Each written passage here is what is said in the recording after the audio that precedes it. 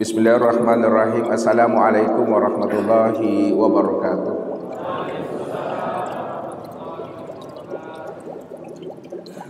Alhamdulillahilladzi nawwara qulubana binuri ma'rifati wal yakin wa adkhilna ma'al awliya'i was sholihin. Wassalatu wassalamu ala sayyidina Muhammadin nabi sayyidil mursalin wa ala alihi wa sahbihi rasulillahi ajma'in. Faqala Allah ta'ala fil Qur'anil Karim, a'udzu billahi minasy syaithanir rajim, bismillahirrahmanirrahim. Sanurihim ayatina fil afaq wa fi anfusihim hatta yatabayyana lahum annahul haqq. Wa fil ardi ayatul lil mukminin wa fi anfusikum afala tubsirun. Inna fi khalqis samawati wal ardi wa ikhtilafil laili wan nahar la ayatin li ulil albab alladzina yazkuruna Allaha qiyaman wa qu'udan wa 'ala junubihim wa yatafakkaruna fi khalqis samawati wal ardi Rabbana ma khalaqta hadza batila subhanaka faqina azabannar. Sadaqallahul azim. Bapak Ibu, saudara-saudaraku, jamaah Masjid Al-Muttaqin Payakumbuh Harau, serta bapak-bapak dan ibu-ibu jamaah Tauhid Robbani dan para muhibbin yang dirahmati Allah. Baginda Rasul Nabi Muhammad sallallahu alaihi wasallam pernah memberikan motivasi, dorongan kepada umatnya bagaimana setiap umatnya itu mampu bertafakur, menilik, menyenter dan menyilau ke dalam dirinya supaya dia mampu merasakan akan kehadiran dan kedekatan Allah itu benar-benar nyata wujud pada alam dan sempurna pada dirinya. Inilah yang diungkapkan oleh baginda Rasul kepada kita ini. Tafakkaru sa'a khairum min ibadati sab'ina sana. Bertafakkurnya kamu sesaat, 1 jam, 1 menit, bahkan sedetik, untuk merasakan akan kehadiran wujud nyatanya Allah pada alam dan pada diri, maka itu lebih baik daripada ibadah 70 tahun yang kita kerjakan.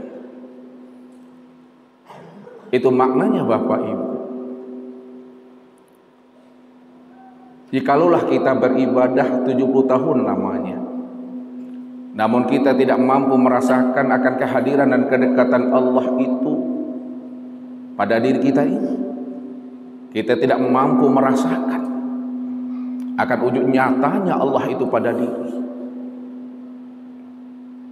maka ibadah yang 7 tahun yang kita lakukan itu, jika dibandingkan dengan bertafakurnya kita sesaat, menilik ke dalam diri, menyenter ke dalam diri untuk merasakan akan kehadiran Allah yang wujud dan nyata pada diri, maka itu lebih baik daripada beribadah 70 tahun. Disinilah kita mesti mampu memahami dan menyikapi, mengambil hikmah dan iktibar dari setiap apa yang disampaikan oleh baginda Rasul Nabi Muhammad sallallahu alaihi wasallam kepada kita ini. Karena Nabi katakan apa? La tasihul ibadah illa bi ma'rifatil ma'bud. Tidak sah ibadah, belum dikatakan kita ini orang yang beribadah dalam pandangan Allah dan Rasulnya, jikalau kita belum mengenal yang kita ibadati. Maka orang yang belum mengenal akan Allah, orang yang tidak mampu merasakan akan kehadiran Allah itu pada alam dan pada dirinya, maka bagaimana dia akan menghadirkan rohani dan jiwanya itu untuk senantiasa bermanja-manja kepada Rabb-Nya. Maka dengan jalan bertafakkurlah, dengan cara menyilau dan menilik ke dalam diri untuk memahami siapa diri kita ini yang sebenarnya, sehingga kita bisa tahu dan mengerti siapa rahasia hakikat si akmal diri itu yang sesungguhnya. Kalau kita sudah mengenali akan hakikat rahasia si akmal diri yang sebenar-benarnya, tiada lain adalah Allah Ta'ala yang sudah nyata, yang sudah sempurna pada diri kita ini. Maka inilah yang dikatakan orang yang telah sampai pandangannya, orang yang telah putus pandangannya, sehingga tidak lagi terhalang, tidak lagi terpandang dan tertilik sesuatu apapun pada alam dan pada dirinya, melainkan yang terpandang dan tertilik pada alam dan pada dirinya hanyalah Allah Azza wa Jalla. Makanya Allah mengajak kita itu untuk berpikir. Apa kata Allah? Kulin zuru maza fis samawati wal ard. Perhatikanlah olehmu, lihat olehmu apa yang tersembunyi di balik langit dan bumi. Allah tidak pernah bertanya, pandang olehmu, lihat olehmu langit dan bumi. Tak pernah Allah menyuruh seperti itu. Lihatlah keindahan langit, lihatlah keindahan bumi. Tapi yang Allah suruh kepada kita ini, lihat, perhatikan, ino-inoi, rasoi siapa yang tersembunyi di balik langit dan siapa yang tersembunyi di balik bumi itu. Kalau kita mampu menyilau, menyentuh dan menilik di balik langit dan bumi itu, tentu yang terpandang dan tertilik adalah Allah Azza wa Jalla. Karena Allah lah yang wujud dan yang nyata. Hanya dialah yang wujud mutlak semata-mata. Tidak ada diri yang lain selain daripada dirinya. Hanya dia satu-satunya. Inilah ayat yang dibacakan oleh Pak Imam kita tadi, surah Al-Ikhlas. Kul huwallahu ahad. Katakanlah bahwa Allah itu ahad. Allah itu satu-satunya. Tidak ada diri yang lain selain daripada dirinya. Kalau tidak ada diri yang lain selain daripada dirinya, maka hanya dialah yang wujud secara mutlak. Dialah wujud yang awal, dialah wujud yang akhir, dialah wujud yang zahir, dan dia pula lah wujud yang batin. Maka tidak ada yang awal selain daripada dirinya. Dia lebih dahulu awal sebelum adanya kehidupan. Sebelum adanya sesuatu, maka dia lebih dahulu ada sebelum adanya segala yang ada ini. Bahkan sebelum kata-kata ada itu ada, dia lebih dahulu ada sebelum kata-kata itu ada. Maka adanya Allah itu tidak ada ujungnya. Adanya Allah itu tidak ada permulaannya. Karena dia wujud ada dengan sendirinya. Qiyamuhu binafsihi. Dan dia pula lah diri yang akhir. Akhirnya Allah itu tidak ada pangkal dan tidak ada kesudahannya. Maka untuk memandang yang awal, pandanglah kepada yang akhir. Karena yang akhir itulah sebenarnya kenyataan diri yang awal itu. Makanya akhirnya Allah itu tidak ada pangkal dan kesudahannya. Karena dialah yang awal dan dia pula yang akhir. Sebab dialah yang wujud semata-mata. Tidak ada diri yang lain selain daripada dirinya. Dan dia pula lah diri yang zahir, diri yang nyata. Zahir dan nyatanya Allah itu sudah wujud pada segala sesuatu ini. Dalam bentuk rupa berbeda wujud yang lain. Walaupun Allah itu laisa kamitslihi syai'un wa khalaqatul lil hawadis lam yakul lahu kufuwan ahad.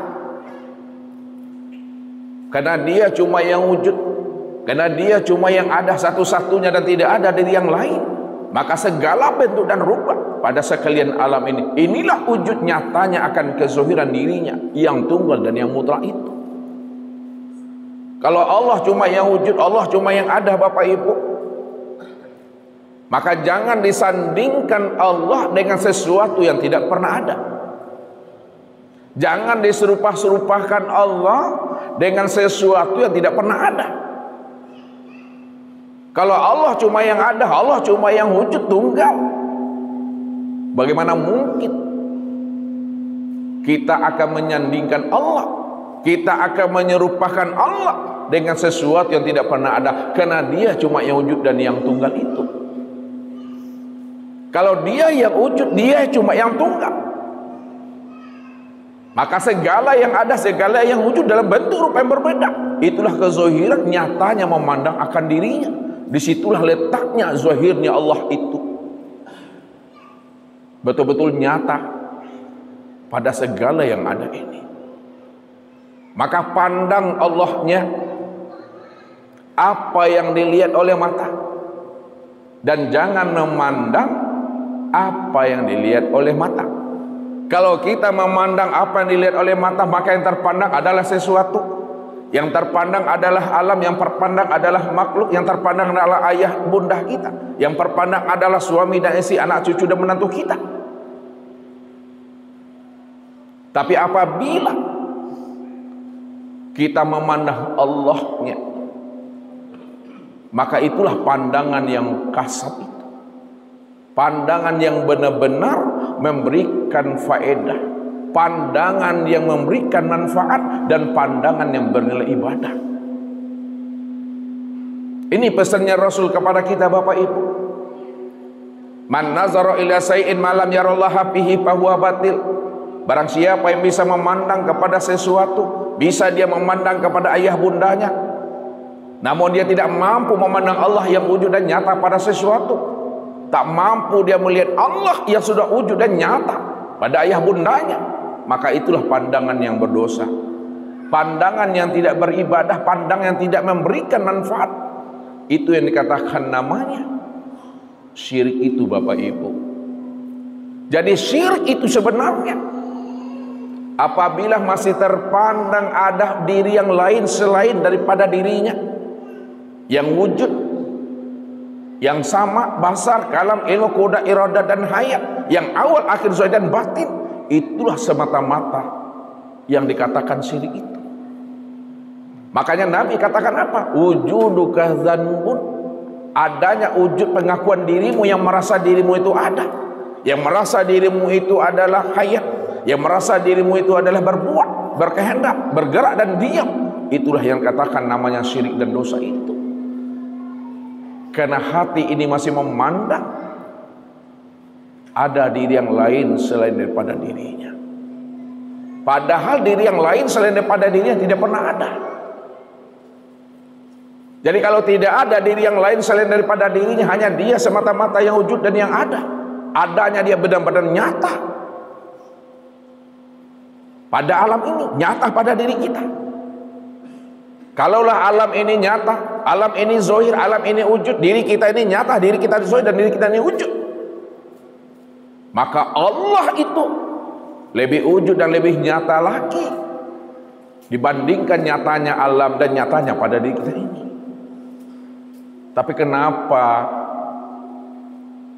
kamu tidak mampu memandang dan melihat akan wujud nyatanya aku yang wujud semata-mata pada alam dan pada diri itu, kata Allah. Maka malam ini Bapak Ibu, kita akan mencoba untuk bertafakur ke dalam diri, iqra' ke dalam diri, menyenter dan menilik ke dalam diri. Siapa sebenarnya diri kita ini, supaya kita tahu jalan pulang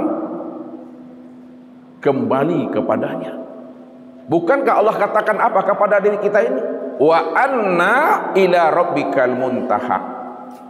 Sesungguhnya Rabbmu, sesungguhnya Tuhan itu yang bernama Allah, dialah tempat pulang dan kembalinya dirimu. Kenapa Allah itu adalah tempat pulang dan kembalinya diri kita? Karena Allah menjelaskan kepada kita ini supaya kita tahu dan sadar siapa diri kita ini. Inna lillahi wa inna ilaihi raji'un. Sesungguhnya alam dan dirimu itu asalnya daripada aku, pasti pulang dan kembali kepada aku. Di ma datangnya situ pulang, di ma hilang di situ dicari. Kok iyo datangnya daripada Tuhan, tentu pulang dan kembalinya kepada Tuhan. Walaupun datang kita adalah dari Allah dan kembali kita juga kembali kepada Allah. Namun apabila kita dalam keadaan zulumat, kita dalam keadaan buta, maka kita tidak akan pernah tahu cara memulangkan diri ini kembali kepada Tuhan itu. Walaupun Allah itu adalah hakikat dari segala yang ada ini, walaupun Allah itu adalah rahasia daripada diri kita ini, namun orang yang buta, orang yang zulumat, orang yang hatinya telah dipermainkan oleh dunianya, ruhaninya telah dijajah dan dirantai oleh nafsu dan akal fikirnya, maka ketika itu dia tidak akan pernah tahu memulangkan rahasia dirinya kembali kepada Allah. Maka supaya tahunya kita memulangkan diri kepada Allah, maka inilah yang dihantarkan oleh orang-orang kasab, orang-orang arifin, auliyaillah, orang-orang tua kita yang telah sampai makomnya kepada makom Tuhan.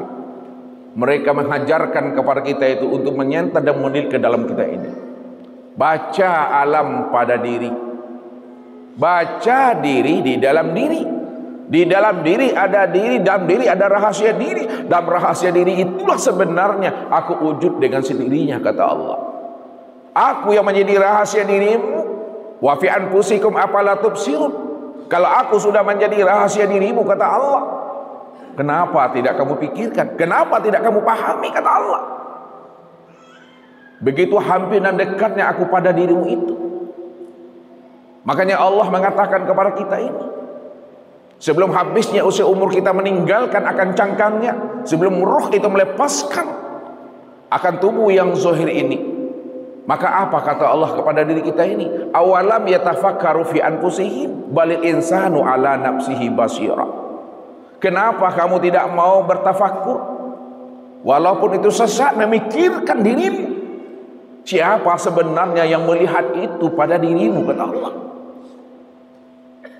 Maka selalu Allah mengulang-ulang bertanya kepada hambanya sebagai bentuk cinta dan kasih sayangnya Allah itu kepada diri kita ini, Bapak Ibu.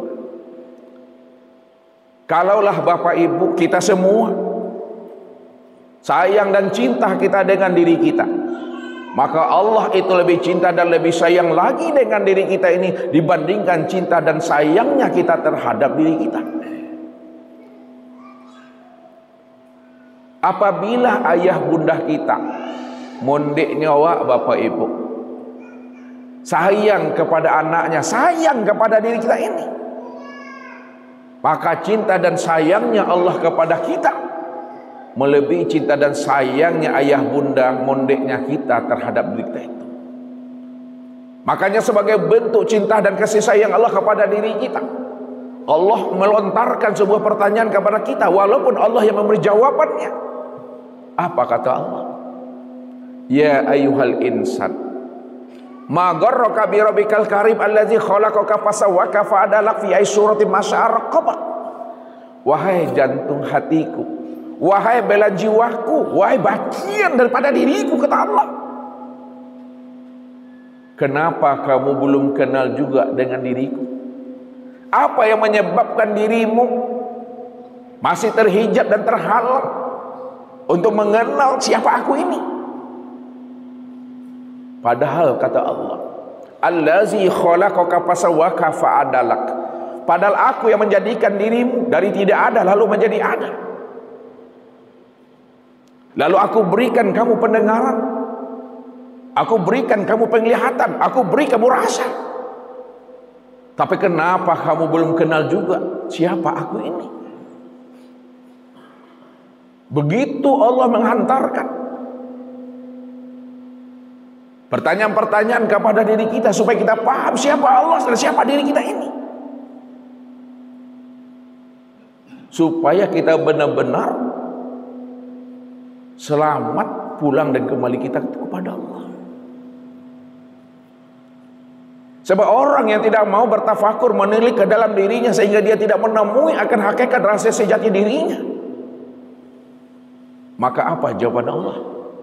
Innahu may ya'ti rabbahu mujriman fa inna lahu jahannam la yamutu fiha wa la yahya. Barang siapa yang datang dan kembali kepada aku, kata Allah, dia dalam keadaan zulumat, dia dalam keadaan buta, fa inna lahu jahannam, maka aku benamkan dirinya di dalam neraka jahanam. Aku lemparkan dirinya ke dalam neraka jahanam, kata Allah. Kalau Allah sudah melemparkan dan memenamkan dirinya ke dalam neraka jahanam, maka keadaan mereka itu, kata Allah, la yamutu fiha wa la yahya. Mereka tidak mati di dalamnya dan mereka juga tidak hidup di dalamnya. Apa sebabnya? Supaya mereka merasakan azab yang berkekalan, yang mana waktu hidup di dunia Allah dah sampaikan itu kepada dirinya, bahwa Allah itu la tukhliful mi'ad. Allah tidak akan pernah memungkiri akan janjinya. Berkata tidak pernah bohong, berjanji tidak akan pernah mungkir. Allah akan tepati itu semua. Tapi sebaliknya Allah katakan apa kepada kita? Wa may ya'tihi mu'minan qad amila sholihat fa ulaika lahum darajatul ula. Akan tetapi siapa yang datang dan kembali kepada aku, dia sudah bermakrifat kepada aku, dia sudah berliqo dengan aku, dia sudah bermusyahadah dengan aku, dan dia telah bermuajahah dengan aku, lalu dia tunduk patuh kepada aku, sami'na wa ata'na, dia senantiasa mengesahkan akan wujud diri aku ini pada alam dan pada dirinya, lalu dia buktikan itu dalam bentuk amal solehnya. Faulaika lahum darajatul ula, maka aku tinggikan makomnya, aku tinggikan derajatnya. Begitulah Allah memberikan kabar gembira dan peringatan buat diri kita, supaya kita ini betul-betul bisa menyadari akan diri kita ini. Bisa kita memeriksa diri kita, bisa kita menyentuh dan menilik akan diri kita ini. Man ana, siapa aku ini? Supaya kita ini tidak merampok hak Allah, supaya kita ini tidak menyanding-nyandingkan diri kita ini dengan Allah. Sadar kita sesadar-sadarnya bahwa diri kita itu la haula wala quwata illa billah. Kadang kebanyakan Bapak Ibu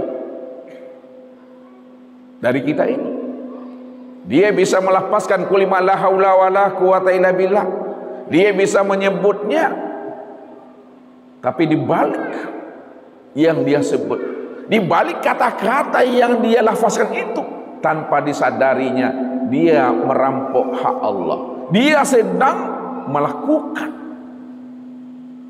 perlawanan kepada Allah. Di mana letaknya dia merampok hak Allah dan melakukan perlawanan hak Allah, menantang Tuhan? Ketika dia mengatakan dirinya la haula wala quwata illa billah, aku ini tidak ada punya kudrat dan iradah, aku ini tidak punya daya dan upaya. Tapi di balik ucapan itu, dia mengatakan, aku ini hebat karena aku ini pintar karena aku ini soleh karena aku ini rajin beribadah karena usaha dan ikhtiar aku. Lupa dia sebesar zarah perbuatan yang terbit dari dirinya, sebesar zarah amal ibadah yang keluar daripada dirinya, itu semata-mata adalah bentuk karunia dan anugerah Allah kepada dirinya, bukanlah bentuk usaha dan kemampuan kita. Kita ini la haula wala quwata illa billah. Mana yang la haula wala quwata pada diri kita ini, dan mana yang illa billah pada diri. Yang dikatakan la haula wala quwata pada diri, inilah yang disebut namanya tubuh jasmani, tubuh yang kasar. Ini cangkangnya saja Bapak Ibu, yang bermata, berhidung, bermulut, bertangan, berkaki. Ini cangkangnya, ini kesingnya, ini bangkai ini sebenarnya. Lihatlah sahabat kita karib kerabat kita, tetangga kita, ketika ia telah berpulang ke rahmatullah, ada mata, ada telinga, ada mulut, coba dipanggil, Bapak jagolah Pak, nih jagolah nih, kamilah sampai di situ lah rame-rame ya. Leka dengar beliau Bapak Ibu, leka mendengar mereka tuh enggak. Kenapa tidak mendengar? Padahal kita sudah berulang kali memanggilnya, menyerunya. Karena ruhnya enggak ada di dalam. Makanya bukan mata yang melihat, bukan telinga yang mendengar, bukan mulut yang berkata. Mata alat melihat, telinga alat mendengar, dan mulut alat berkata. Namun yang melihat dan mendengar dan berkata itu adalah ruh. Siapa ruh itu yang sebenarnya? Maka ini yang akan kita tafakuri, ini yang kita tilik ke dalam diri. Benar-benar kita bisa memahami siapa diri kita itu yang sebenar-benarnya. Supaya kita ini tidak dikatakan namanya orang yang buta, orang yang tersesat, dan tempatnya di neraka. Jadi untuk pahamnya kita Bapak Ibu menjelang waktu Isya masuk, ya, kita mencoba untuk membuka akan tabir rahasia untuk menilik dan bertafakur ke dalam diri.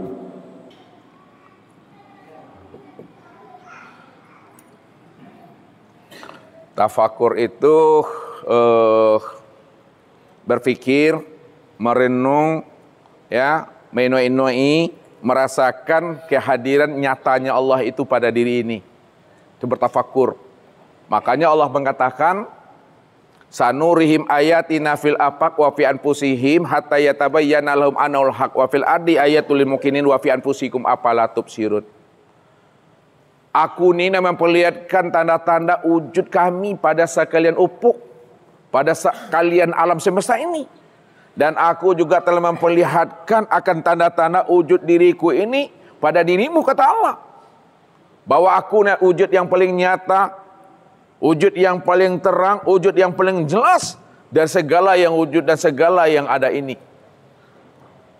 Makanya alam dan diri kita ini adalah alamat untuk mencari dan menemui Allah Subhanahu wa taala. Makanya kita wajib menyenter dan menilik ke dalam diri kita ini. Jadi bertafakur itu Bapak Ibu bukan keluar diri. Bertafakur itu ke dalam diri. Ya. Bertafakur itu ke dalam diri. Siapa diri kita ini?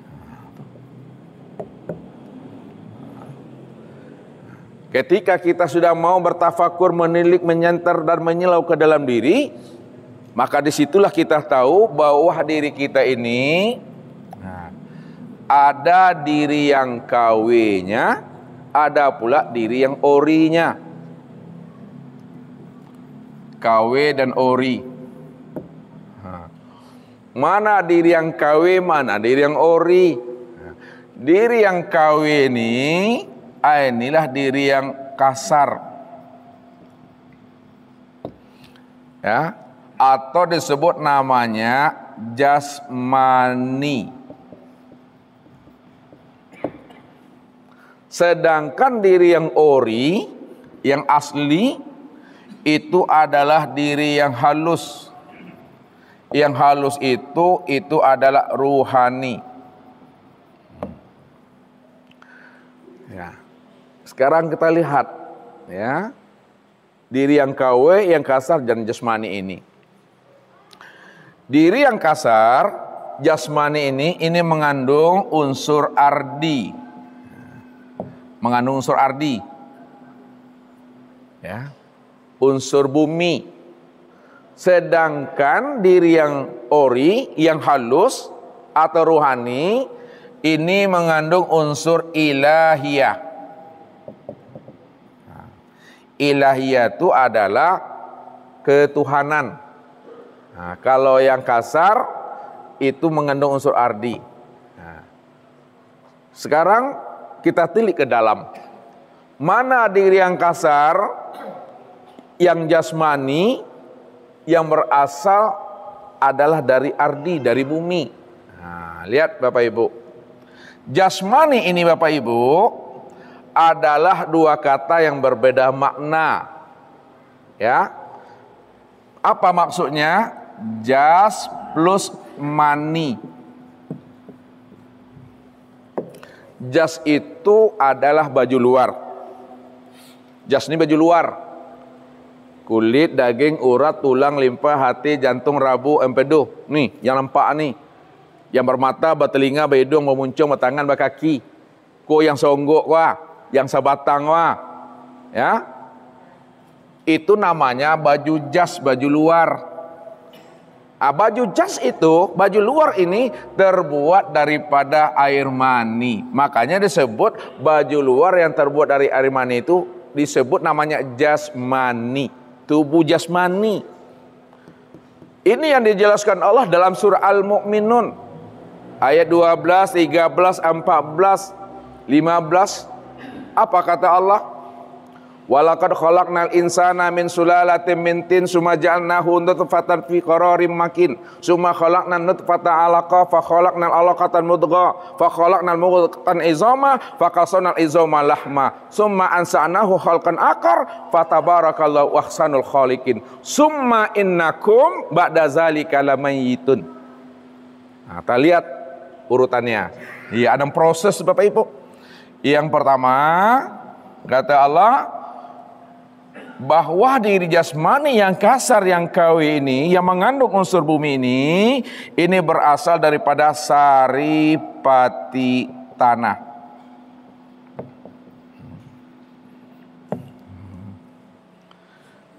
Apa yang dimakan, apa yang diminum, apa yang dikonsumsi, semuanya itu berasal daripada unsur bumi itu. Ya. Dari bumi ini asalnya tuh.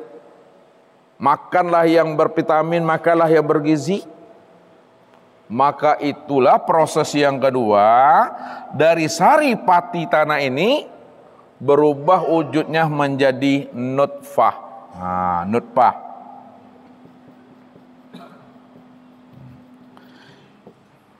Nutfah itu yang disebut namanya setetes air.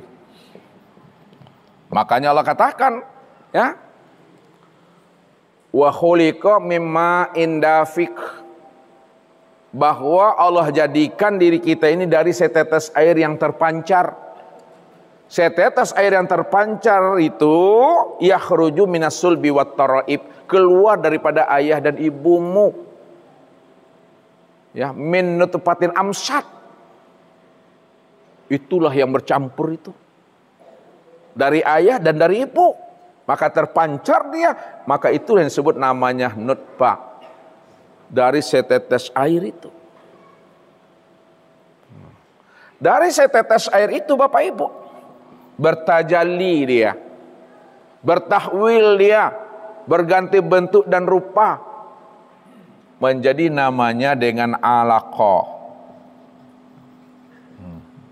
Itu yang dikatakan segumpal darah.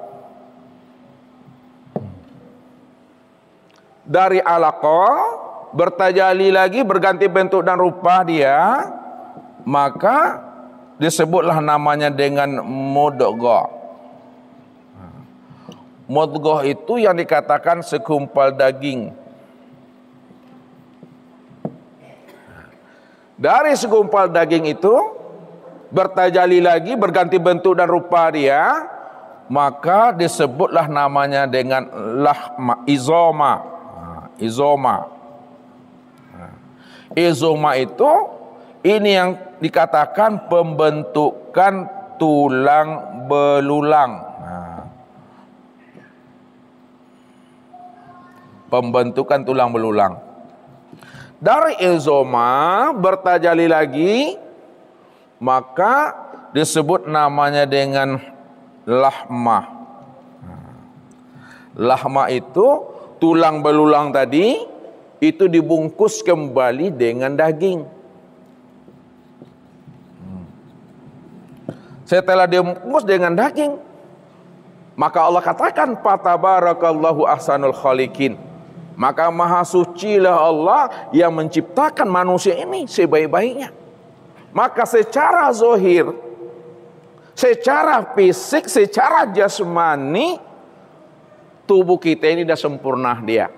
Nih, sudah sempurna. Setelah dia bungkus dengan daging, maka Allah katakan, fatabarakallahu ahsanul khaliqin. Maka maha sucilah Allah yang menciptakan manusia ini sebaik-baiknya. Maka secara zahir, secara fisik, secara jasmani, tubuh kita ini sudah sempurna dia. Nih, sudah sempurna.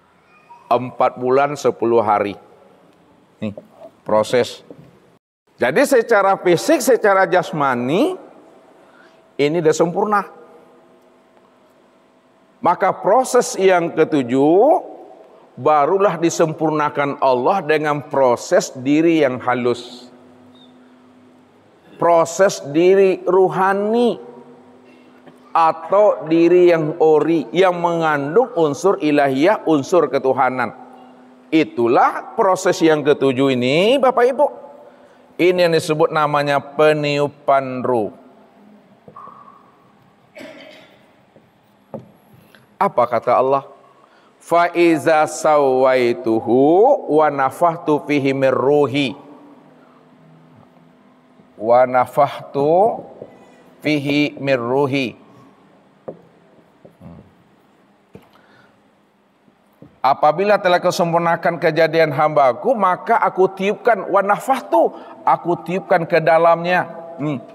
Jasmani ini min ruhi adalah ruhku. Maka siapa ruh itu sebenarnya? Karena ruh itu asalnya daripada Allah, terbitnya daripada Allah. Maka ruh itulah yang dikatakan mengandung unsur ilahiyah, unsur ketuhanan. Kenapa unsur ketuhanan? Karena ruh itu adalah sifat Allah. Makanya Allah bertanya kepada kita ini melalui kalam-kalamnya kepada Muhammad dan kepada umatnya. Wa yas'alunaka 'anir ruh qul ruh min amri rabbi wa ma utitu minal ilmi ila qalila. Mereka bertanya kepada engkau hai Muhammad tentang ruh. Katakan hai Muhammad bahwa ruh itu adalah urusan aku. Wa ma utitu minal ilmi ila qalila. Tidak ada yang tahu rahasia ruh melainkan sedikit saja. Sedikit itu maksudnya Bapak Ibu, sedikit yang diberitahu dan sedikit pula orang yang tahu. Jadi orang yang tahu dari hambanya itu adalah sedikit yang diberitahukan kepada dirinya tentang rahasia ruh. Kalau Allah mengatakan kepada kita sedikit itu banyak menurut awak tuh Bapak Ibu. Allah bilang sedikit, banyak menurut awak tuh. Tapi banyak menurut awak seiprit alun cukui le kata Tuhan. Le tahu seiprit. Sengeniang.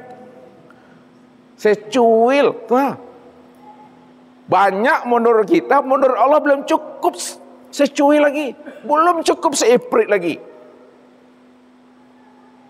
Apalagi kalau Allah bilang banyak, udah luar biasa. Sedikit saja kita udah wow gitu itu. Di mana letak sedikit itu? Ini mesti pahami.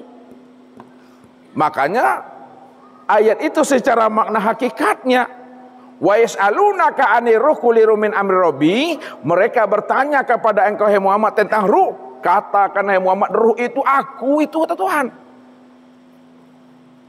Dari mana kita memahaminya itu? Ini kita lihat penjabarannya di sini. Karena ruh itu mengandung unsur ilahiyah, maka disitulah kita mesti memahaminya. Pada saat ruh itu, lihat, ini ruh. Tarik ke sini. Wa nafakhtu fihi mir ruh. Ketika ruh itu ditiupkan ke dalam batang tubuh ini, maka disebutlah namanya dengan nyawa. Lihat. Kapan disebut nyawa? Apabila ruh itu sudah meliputi sekalian batang tubuh dan memenuhi sekalian rongga tubuh, disebut namanya dengan nyawa. Lalu disebut juga ruh itu dengan jiwa. Kapan disebut jiwa? Ketika dia memberi semangat, memberi spirit. Maka disebut namanya dengan jiwa tuh. Disebut pula namanya dengan napas. Kapan disebut napas? Apabila dia keluar masuk, turun naik melalui hidung nih, disebut namanya dengan napas. Disebut pula namanya dengan kolbu. Kapan disebut kolbu? Apabila ruh itu berkehendak, disebut namanya kolbu. Lalu disebut pula namanya dengan nafsu. Kapan disebut nafsu? Ketika dia berkeinginan. Apabila keinginannya itu condong kepada yang baik, disebut namanya mutmainnah. Bukan imut-imut, mutmainnah. Apabila keinginannya itu tidak baik, disebut namanya amarah. Jahat, sipek belu baji, bajingan, itu amarah namanya. Dan disebut pula namanya itu dengan lawamah. Kapan disebut namanya dengan lawamah? Ketika dia itu labil, bimbang, ragu, kadang elok, kadang tidak. Saking eloknya tuh, luar biasa Bapak Ibu. Saking tidak eloknya, nampak pula bajingan tu, mau diorang ke mati suat sini itu. Lawamah tu. Maka disebut juga namanya dengan akal. Kapan disebut akal? Ketika dia sudah bisa memilah dan memilih. Disebut pula namanya dengan usaha. Kapan disebut usaha? Ketika dia sudah bisa berikhtiar. Disebut pula namanya dengan iman. Ketika dia sudah yakin dan percaya. Disebut pula namanya dengan arif billah. Ketika dia sudah mengenal akan Allah. Maka inilah nama-nama ruh itu sesuai dengan situasi dan kondisinya. Apakah nafsu, kolbu, jiwa, nyawa, lawama, amarah, semuanya itu sebenarnya adalah ruh itu sebenarnya. Jadi sebelum ditiupkan itu adalah ruh, setelah ditiupkan maka berganti nama sesuai dengan situasi dan kondisinya. Hakikat semuanya itu adalah ruh. Makanya ketika ruh itu telah ditiupkan, barulah mata ini bisa melihat. Itu karena ruh. Kenapa mata ini bisa melihat? Karena ruh. Siapa ruh? Ruh itulah tempat memandang wujud nyatanya sifat basar Allah tuh. Barulah telinga ini bisa mendengar karena ruh. Apa sebabnya telinga bisa mendengar karena ruh? Siapa ruh? Karena ruh itulah sebenarnya tempat memandang sifat samanya Allah. Di situ pula lah mulut ini bisa berkata. Itu karena ruh. Apa sebabnya? Karena ruh itulah tempat memandang kalamnya Allah. Ruh itulah tempat memandang ilmunya Allah. Ruh itulah tempat memandang kudratnya Allah. Ruh itulah tempat memandang iradatnya Allah. Ruh itulah tempat memandang hayatnya Allah tuh. Karena ruh ini tempat memandang sifat basar Allah, sama Allah, kalam Allah, ilmu Allah, kudrat Allah, iradat Allah, dan hayat Allah. Maka disitulah dikatakan ruh itu mengandung unsur ilahiyah, unsur Tuhan. Disebut unsur Tuhan karena tempat memandang nyatanya sifat Allah. Kalaulah ruh itu adalah sifat Allah, sifat ma'ani. Nah ini sifat ma'ani. Yang 7 itu siapa sifat itu yang sebenarnya? Wa sifati la ghairi. Wa sifati la ghairi. Sifatku itu tiada lain aku, itu kata Allah. Makanya Allah selalu bertanya kepada kita ini, wa fi anfusikum afala tubsirun. Kenapa tidak kamu pikirkan dirimu? Siapa sama tuh? Siapa basor tuh? Siapa hayat itu? Yang basor itu aku, kata Allah. Yang sama itu aku, kata Allah. Yang hayat itu aku, kata Allah. Kalau Allah sudah menjelaskan akan rahasia dirinya kepada diri kita,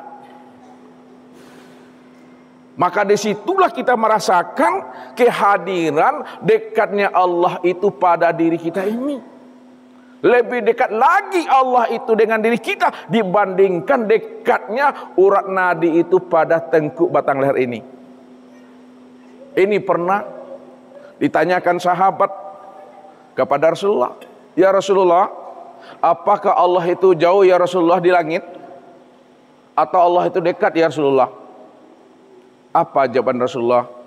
Kenapa engkau tanyakan hal itu kepada aku, Allah itu jauh atau dekat? Aku bertanya ya Rasul, sebenarnya kalau memang Allah itu dekat ya Rasulullah, maka cukup bagiku berbisik-bisik saja dalam berdoa dan bermunajat, karena Allah itu dekat. Tapi kalau Allah itu jauh ya Rasulullah, maka tentu aku berdoa dan bermunajat kepada Allah itu agak nyaring suaranya sedikit, agak keras sedikit. Ketika itu Rasul tak mau menjawab dengan cara mandai-mandai, Bapak Ibu. Lihat tuh mandai-mandai. Ya, tak mau dia memaksakan jawaban itu kepada sahabat. Karena rahasia diri beliau itu sudah dibukakan Allah. Wa ma yantiqu anil hawa in huwa illa wahyu yuha. Tidaklah Nabi itu berkata, berbuat, bertindak, bersikap, memberikan jawaban, melainkan Nabi itu berdasarkan wahyu yang diwahyukan Allah itu kepada dirinya. Maka ketika itulah Rasulullah menunggu turunnya wahyu. Pada saat itu turunlah wahyu memberikan jawaban atas sebuah pertanyaan sahabat kepada dirinya. Maka apa kata Allah? Wa iza sa'alaka ibadi anni fa inni qarib.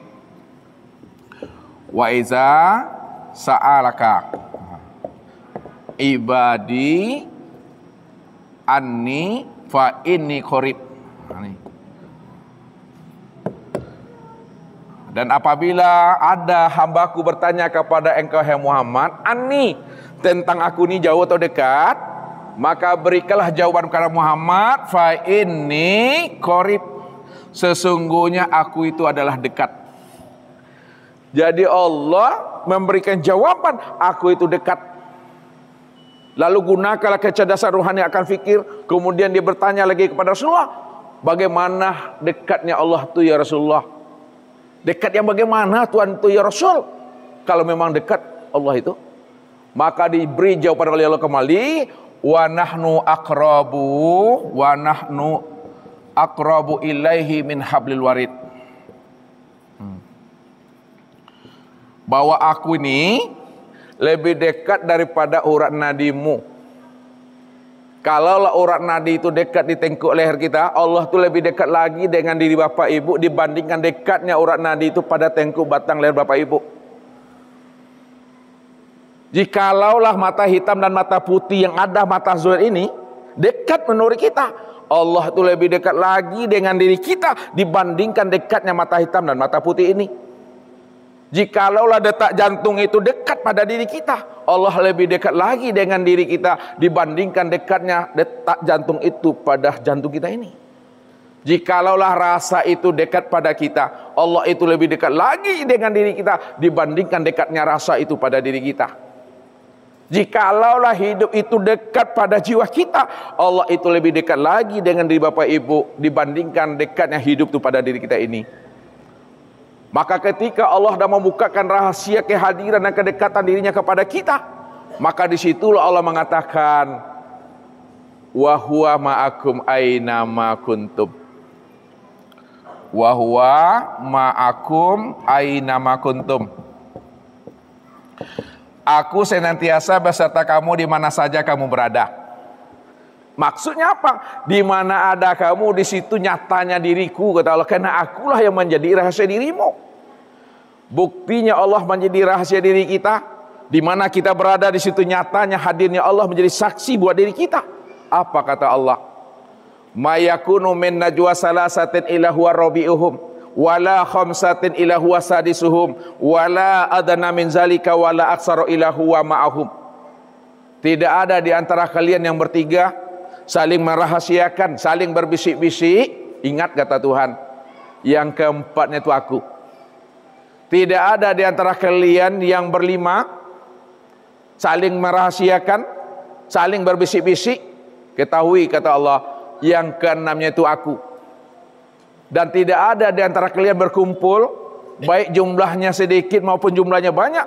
Ketahuilah kata Allah, aku tetap hadir selalu menyertai dirimu kata Allah. Apa sebabnya? Ala innahu bikulli syai'in muhit. Itu jawabannya tuh. Ala innahu bikulli syai'in muhit. Ketahuilah aku meliputi akan segala sesuatu yang nyata. Kalau Allah meliputi akan segala sesuatu yang nyata, maka tidak ada segala yang nyata, tidak ada segala yang wujud, melainkan nyatanya Allah pada kenyataan nyatanya yang wujud itu. Tapi sempurnanya nyatanya Allah pada segala yang wujud itu, sempurnalah nyatanya Allah itu pada diri Bapak Ibu masing-masing. Apa kata Allah? Inna rabbaka akhata bin nas. Ini ada ujung-ujung kaji kita Bapak Ibu. Inna rabbaka akhata bin nas.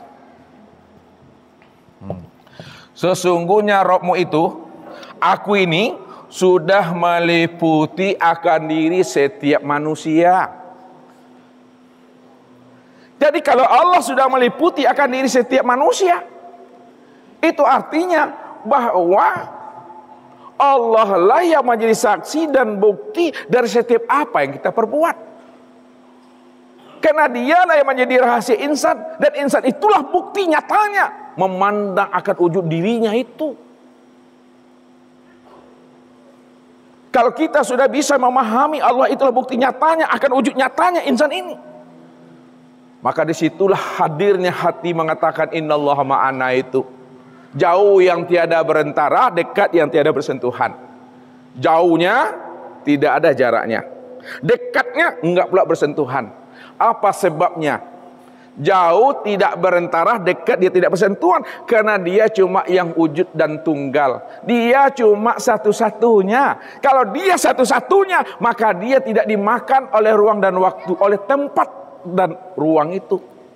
Karena dialah meliputi sekalian tempat, dia yang meliputi sekalian ruang dan waktu. Bahkan dia mengatakan ana ad-dahar, akulah masa itu, akulah peristiwa itu, akulah kejadian itu. Karena akulah segala yang wujud dan segala yang nyata pada setiap peristiwa dan kejadian itu. Kalau sudah aktif Bapak Ibu, kalau sudah aktif kesadaran Tuhan di dalam diri Bapak Ibu, jangankan kita ini berbuat jahat, dusta, bohong dengan diri sendiri pun ogah kita Bapak Ibu. Nggak amu aku. Kalau sudah hadir kesadaran Tuhan dalam diri, insya Allah kita ini menjadi orang yang baik. Kita nih mandang kepada yang baik, bicara kepada yang baik, memegang kepada yang baik, melangkah kepada yang baik. Kenapa? Karena Allah menjadi saksi dari setiap apa yang kita perbuat.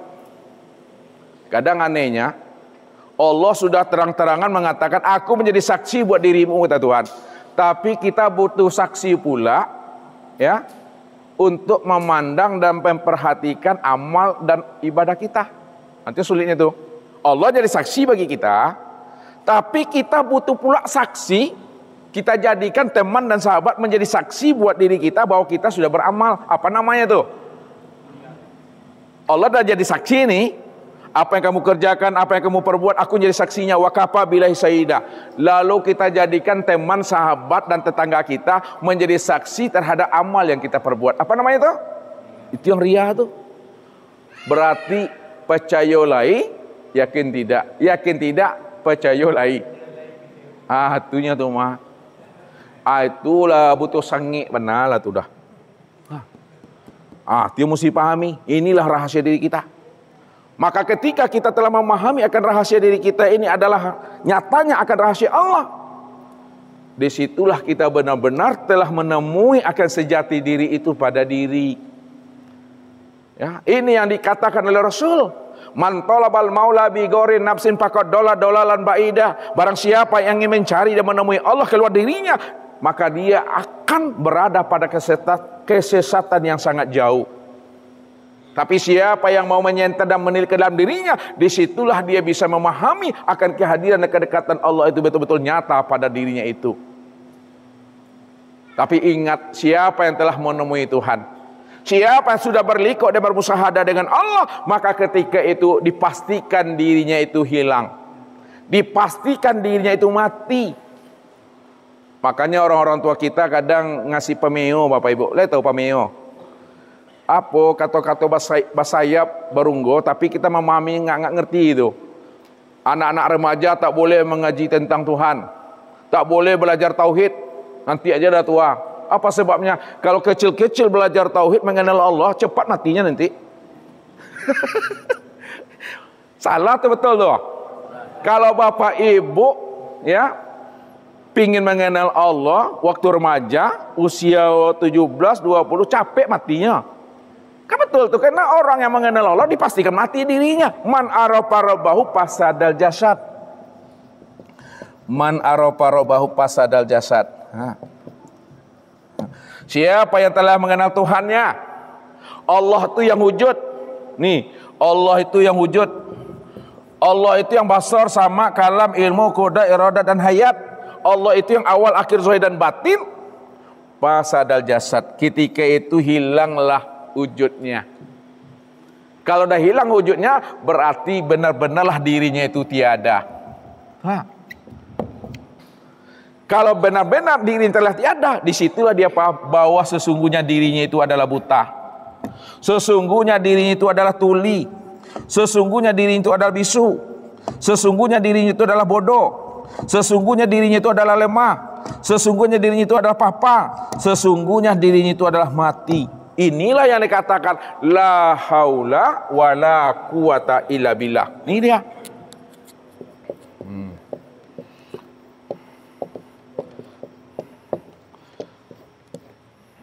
Tidak ada daya kita lagi, tak ada kudrat kita, tak ada iradat kita tuh, tak ada wujud kita lagi, tak ada sama basar kalam dan ilmu kita itu. Yang ada hanya billah, yang ada hanya Allah.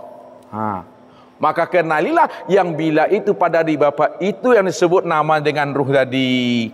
Siapa ruh itu adalah sifatku. Siapa sifatku? Aku itu, kata Allah. Makanya ketika sudah terbuka rahasia diri kita, disitulah Allah menegaskan siapa Bapak Ibu yang sebenarnya. Apa kata Allah? Al-insanu. Lihat, al-insanu siri wa ana sirahu. Dirimu, insan itu adalah rahasiaku. Akulah yang rahasianya insan tuh. Makin jelas Allah bilang lagi apa? Al-insanu. Al-insanu nafsi wa ana nafsuhu. Insan itu diriku dan akulah insan itu yang sebenar-benarnya. Jadi kesimpulannya Bapak Ibu nak orang doh. Ajani sabik leh. Ngerti susah tuh? Bapak Ibu nak orang sebenarnya dah. Kalau disebut, lihat nih. Kalau ada orang bilang diri kita ini orang, orangnya kita bukanlah kenyataan diri kita. Kalau ada manusia mengatakan kita ini manusia, manusianya kita bukanlah kenyataan diri kita. Kalau ada orang dan manusia mengatakan kita punya diri, maka diri kita ini bukanlah kenyataan diri kita. Kalaulah diri kita ini bukan kenyataan kita, insan itu bukan kenyataan kita, orang itu bukan kenyataan kita, manusia itu bukan kenyataan kita, lalu siapa kita sebenarnya? Itu yang mesti dipahami. Akhir kaji. Kesimpulan balik lagi ke ayat Qul huwallahu ahad.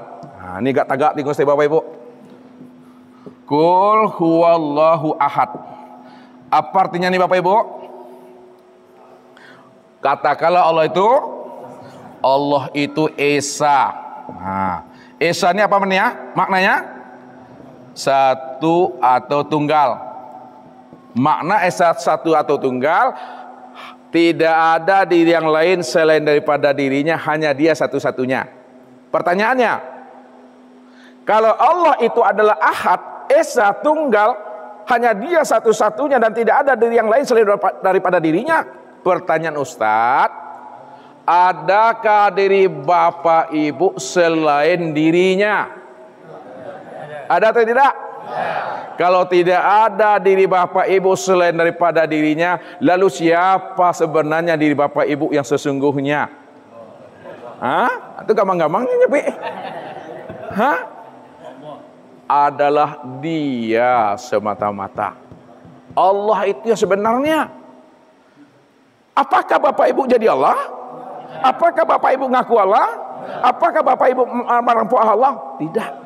Kata-kata jawaban yang bapak ibu sampaikan kepada Ustadz, Ustadz ngerti, Ustadz paham tuh.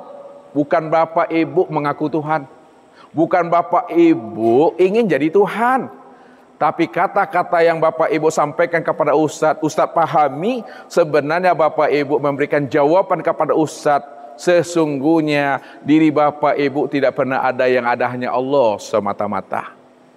Makanya orang kalau tidak memahami kaji tauhid, kecenya orang jadi Tuhan pula mereka, jadi pirun mereka. Ini yang mesti dipahami. Jadi kalau belajar ilmu tauhid itu ada gurunya, ada pembimbingnya, ada murabbinya. Tapi kalau belajar ilmu fikih, ilmu tafsir, bisa dibaca itu bukunya, ada bukunya. Tapi kalau tauhid mesti ada pembimbingnya. Ini yang nanti terjadi kesalahan itu, ya, Syekh Siti Jenar, ya, Abu Mansur Al-Hallaj, Abu Yazid Al-Bustami, Ibnu Arabi yang mengatakan wahdatul wujud, manunggaling kaul Gusti, ya, kemudian hulun dan iktihad. Apa yang mereka sampaikan sebenarnya, mereka ingin memurnikan Allah lah cuma satu-satunya yang wujud dan yang tunggal. Jadi kata mereka itu bukan mengatakan diri mereka Tuhan. Mereka mengatakan Allah saja yang ada, aku tidak pernah ada. Disitulah letaknya mereka mentauhidkan akan kemurnian keesan wujud Allah itu yang sebenar-benarnya. Maka muncullah rumusan yang disampaikan oleh para ulama itu, orang kasab. Suhudul wahda fil kasra, suhudul kasra fil wahda, suhudul wahda fil wahda. Pandang yang satu tampak yang banyak, pandang yang banyak tampak yang satu, pandang yang satu tampak yang satu. Maksudnya apa? Yang satu itu adalah Allah, yang banyak itu adalah sesuatu. Itu maknanya Allah lah yang wujud pada segala yang ada ini. Pandang yang banyak tampak yang satu, itu maknanya segala yang ada ini dalam bentuk rupa yang berbeda, wujud yang lain, itulah nyatanya akan diri Tuhan itu yang sesungguhnya. Pandang yang satu tampak yang satu, pandang Allah tampak Allah. Allah lah yang memandang dan melihat kebesaran dirinya, karena Dialah cuma yang tunggal semata-mata. Mungkin ini Bapak Ibu yang dimuliakan Allah, ya, mudah-mudahan dengan bertafakurnya kita akan diri, amal kita betul-betul amal daimun, ya, amal makrifat. Makanya Allah katakan, wassolihatun baqiyatun khairun inda rabbika. Amal soleh yang berkekalan, amal soleh yang fana, amal soleh yang baqa, itulah amal yang benar-benar diridhoi, dirindui, disukai oleh Allah Subhanahu wa taala. Maka oleh karena itu Bapak Ibu, jangan lagi Bapak Ibu merampok hak Allah. Jangan pula Bapak Ibu ingin menolak akan wujud nyatanya Allah itu. Apa kata Tuhan? Ulaika alladzina kafaru bi ayati rabbih wa liqaihi fahabitat a'maluhum fala nuqimu lahum yaumal qiyamatil wazna. Barang siapa yang menolak nyatanya aku yang wujud secara mutlak pada alam dan pada dirimu, tak percaya dia aku yang wujud, yang melihat dan mendengar dan hidup itu, lalu dia tidak yakin dia berjumpa dengan aku yang nyata pada dirinya, fala nuqimu lahum yaumal qiyamah, maka tidak ada Allah perhitungkan amalnya lagi di akhirat itu. Apa sebabnya? Karena amalnya telah meleleh Bapak Ibu. Leta meleleh. Alah cair, alah kosong dan hampa. Mungkin itu saja Bapak Ibu yang dirahmati Allah. Mudah-mudahan Allah berikan kita kemudahan, kepahaman untuk memahami diri kita ini yang sebenar-benarnya. Rupanya diri kita sebenar-benarnya tiada lain adalah Dia. la ilaha illahu. Allahu la ilaha illahu. Itu saja Bapak Ibu. Kalau ada yang mau ditanyakan, Isa ada masuk Pak Imam? Ya, itu saja Bapak Ibu semuanya. Terima kasih banyak kepada Pak Imam kita, Ketua Masjid dan seluruh masyarakat Payakumbuh Muharram yang telah memberikan Ustadz waktu dan kesempatan untuk mengisi waktu yang kosong maghrib menjelang isya ini. Mudah-mudahan waktu kita ini senantiasa memberikan manfaat dan faedah buat diri kita sesuai dengan apa yang disampaikan Nabi. Tafakkaru khairum min ibadati sana. Bertafakur, merasakan, menilik nyatanya Allah pada diri itu lebih baik daripada ibadah 70 tahun tapi tanpa mengenal akan Tuhan. Itu saja. Billahi taufiq wal hidayah. Wassalamualaikum warahmatullahi wabarakatuh.